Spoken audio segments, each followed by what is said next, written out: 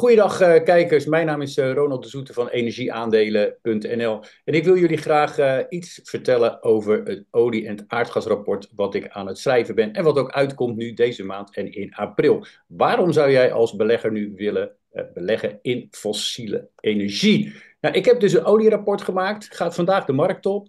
Is ongeveer 50 bladzijden hoog, vertelt alles over die oliemarkt, over productie, logistiek, waar je op moet letten. Waar denken traders aan? Hoe kun jij ook inderdaad doorgronden waar die olieprijs heen gaat? En uiteraard het allerbelangrijkste, 12 top-olieaandelen voor 2025. Dus zorg dat je die oliemarkt begrijpt. Ga niet gokken of de olieprijs omhoog en omlaag gaat. Het is echt te begrijpen als je de fundamenten begrijpt. En die kun je in het rapport in ieder geval makkelijk gegroepeerd bij elkaar lezen.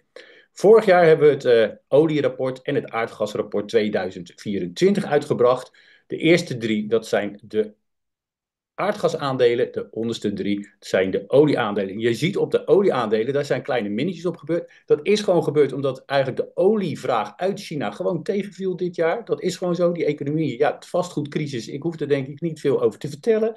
De aardgasaandelen daarentegen, die hebben heel goed gepresteerd. Ik ben er altijd voor om, spreid alsjeblieft in je portefeuille olie- en aardgas aankopen. Hebben 31,2% gehaald op deze aandelen. Hè. Dus had je ongeveer $2000 in dit geval ingelegd per aandeel, had je een mooi rendement gemaakt voor zo'n $3700. Dus dat is een goed bedrag, 30%. Je kan natuurlijk ook met minder instappen, maar het loont de moeite om in olie en aardgas te investeren.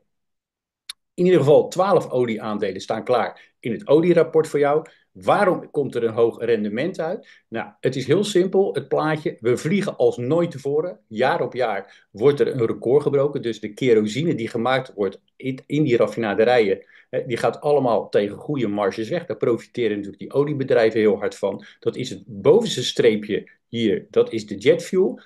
Dan zie je daaronder dat tweede sterk stijgende lijntje, dat is nafta. En dat gaat naar de chemische sector. Nou, dat is precies waar in het Verre Oosten de grote vraag zit. De grote vraag zit naar plastics.